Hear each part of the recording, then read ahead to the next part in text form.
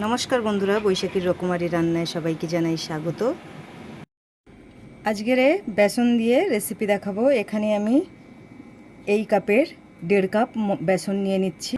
প্রথমে 1 কাপ নিয়েছি আর half cup নিয়ে নিচ্ছি। দিয়ে দিচ্ছি 2 চামচ সাদা তেল। তেলটা দিয়ে ভালো করে ময়াম দিয়ে নেব।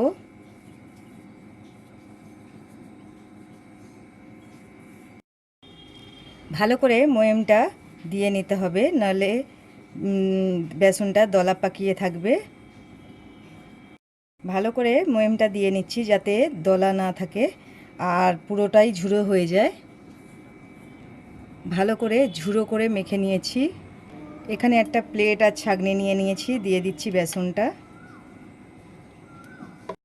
তেলের ময়ামটা দেওয়ার পরে চেলে নিচ্ছি।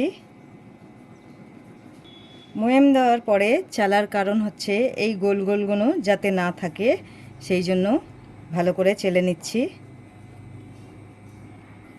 চালাটা হয়ে গেছে। এবারে একটা প্যানের মধ্যে ফের 2 চামচ তেল দিয়ে দিলাম।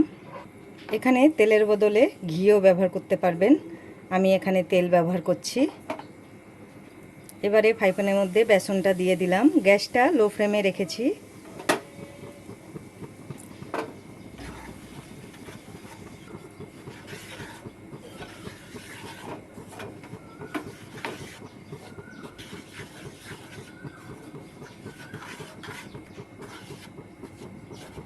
বেসনটা একটু ভালো করে ভেজে নিতে হবে।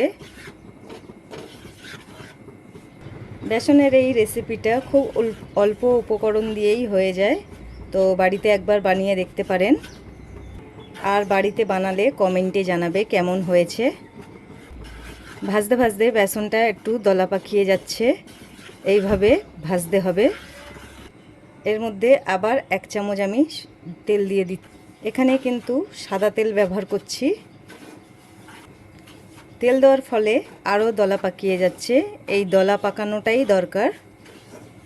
এবারে এই বেসনের মধ্যে বেশ অনেকটা মাখন দিয়ে দিচ্ছি। মাখনটা দিয়ে আবারও ভালো করে বেসনটাকে ভেজে নেব।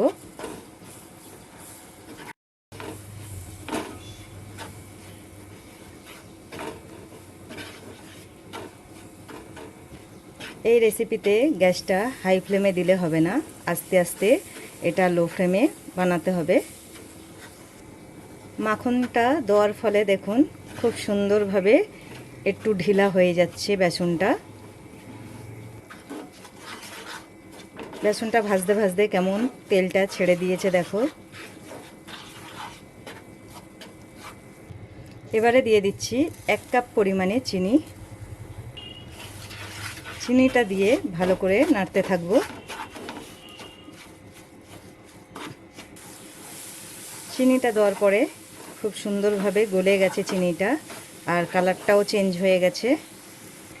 এর মধ্যে আমি 2 চামচ মতন জল দিয়ে দিলাম। জলটা দেওয়ার পরে একটু গলে গেছে, এটাকে শুকনো করে নিতে হবে। এখানে 1.5 কাপ আমি বেসন নিয়েছি আর 1 কাপ চিনি নিয়েছি। নাড়তে নাড়তে ফ্রাই প্যান থেকে চারিদিক থেকে ছেড়ে দিচ্ছে আর কোনো জড়িয়ে থাকছে না। এর মানে এটা হয়ে গেছে, নামিয়ে নেব।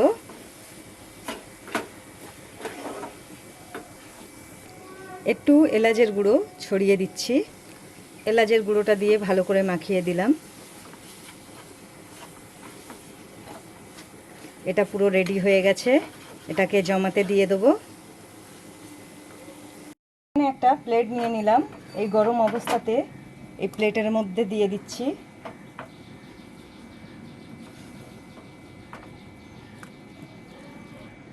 এবারে চারিদিকটা সমান করে দেব।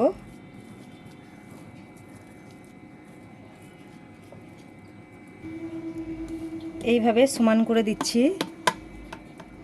যে কোনো শেপ দিতে পারো, আমি একটু চৌকো ধরনের শেপ দিচ্ছি।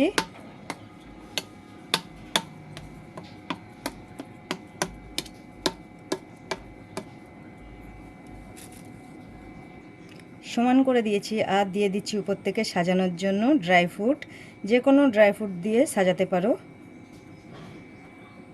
এটা এখন আমি 1 ঘন্টা মতন এমনি ছেড়ে দেব ঠান্ডা হওয়ার জন্য। 1 ঘন্টা পরে খুব সুন্দরভাবে সেট হয়ে গেছে। এটাকে এবারে কেটে নেব।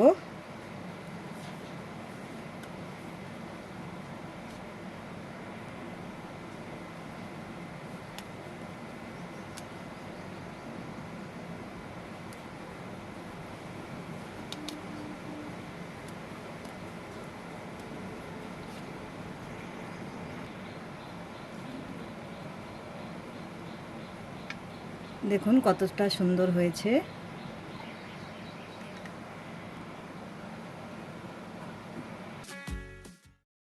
বেসনের এই মিষ্টির রেসিপিটা কেমন লাগলো বন্ধুরা কমেন্টে জানাবে। আর যারা নতুন বন্ধু আছো লাইক ও শেয়ার করবে ও চ্যানেলটিকে সাবস্ক্রাইব করবে, অনুরোধ রইল।